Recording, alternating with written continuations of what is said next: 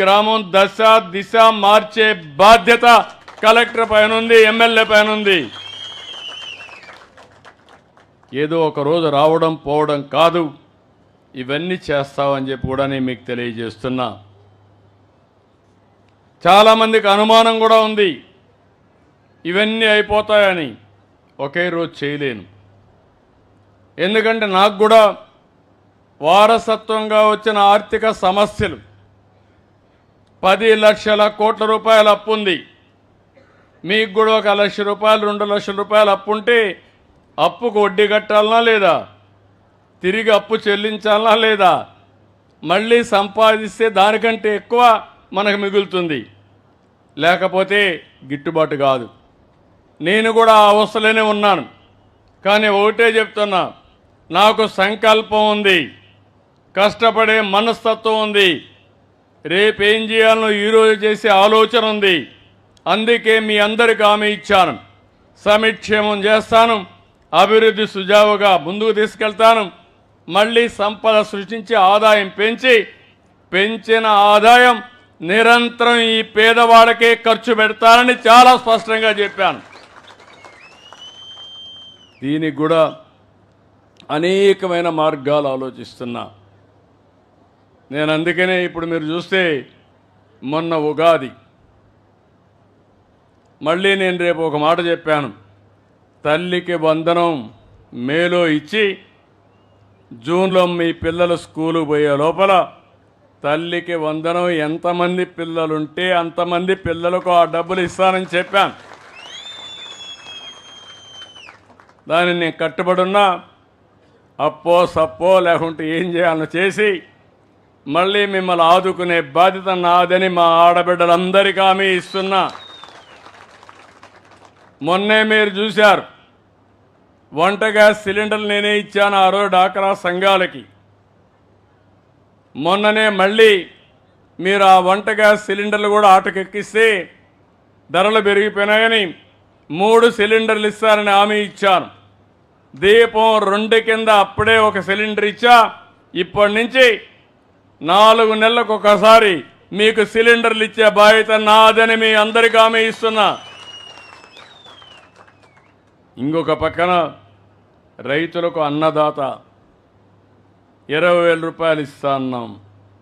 కేంద్రం 6,000 రూపాయలు ఇస్తా ఉంది. మిగిలిన 14,000 రూపాయలు 3 ఇన్స్టాల్మెంట్లో రైతులకు ఇచ్చే బాధ్యత మేము తీసుకుంటాం. రైతులకు గిట్టుబాటు ధర ఇస్తాం, మార్కెట్ ఇంటర్వెన్షన్లో ఉంటాం. ఏ రైతు ఇబ్బంది పడకుండా ఏవైతే ఈరోజు సంస్కరణలు వస్తున్నాయో, టెక్నాలజీ పెరిగిందో అవన్నీ ఉపయోగించి మిమ్మల్ని ఆదుకుంటామని చెప్పి కూడా నేను మీకు తెలియజేస్తున్నా. సముద్రం పక్కన మనం చూస్తున్న మత్స్యకారులు ఉన్నారు, చేపలే వృత్తిగా జీవిస్తారు. మేలో జూన్లో మళ్ళా చేపలు పెరగాలనే ఉద్దేశంతో వేటను నిషేధించారు. అందుకే వాళ్ళందరికీ ఇంటింటికి 20,000 రూపాయలు ఇస్తారని చెప్పాం. ఏప్రిల్లో ఇస్తామని చెప్పి కూడా నేను మీకు తెలియజేస్తున్నా. ఇలాంటి కార్యక్రమాలతో మనం ముందుకు పోతున్నాం. ఇవన్నీ చేస్తూనే ఈరోజు నేను ఊరు కూడా చూశాను. ఈ ఊర్లో డేటా చూస్తే చాలా వరకు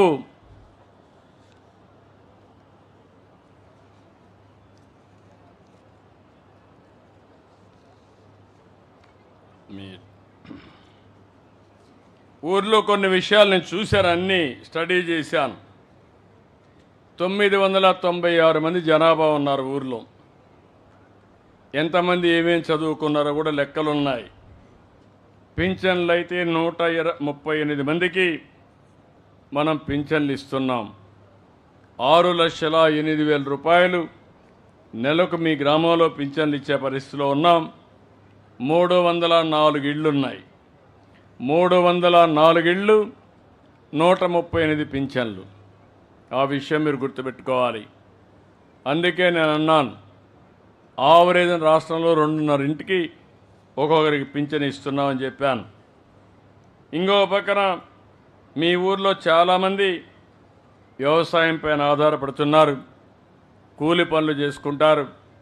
కొంతమంది ఆటోలు అయితే 50-60 రూపాయలు ఖర్చు పెట్టి 40 కిలోమీటర్లు పనిచేసి మళ్ళా తిరిగి వస్తారు. అంటే 40 కిలోమీటర్ల పని కోసం పోతున్నారంటే ఈ ఊర్లోనే పని కల్పిస్తే మీరు ఎంత ఆనందంగా ఉంటారో మనం ఆలోచించాల్సిన అవసరం ఉంది. దానికోసం శ్రీకారం చుట్టాల్సిన బాధ్యత ఈ ప్రభుత్వం పైన ఉందని చెప్పి కూడా నేను మీకు తెలియజేస్తున్నా. ఇప్పుడే నేను సెల్ఫ్ హెల్ప్ గ్రూపులు కూడా చూశాను. కొంతమంది అయితే పచ్చళ్ళు చేస్తున్నారు. పచ్చళ్ళు చేసి నేను ఓఎన్డీసీ అనే ఒక ప్లాట్ఫామ్ పెడితే అందులో ఆర్డర్ తీసుకొని విదేశాలకు కూడా ఎగుమతి చేసే పరిస్థితికి వస్తున్నారు. ఇది ఒక వినూత్నమైన కార్యక్రమం. చీరలు నేసే వాళ్ళని చూశాను. తిండి పదార్థాలు, చిరు పదార్థాలు, చిరుతిండ్లు చేసేవాళ్ళని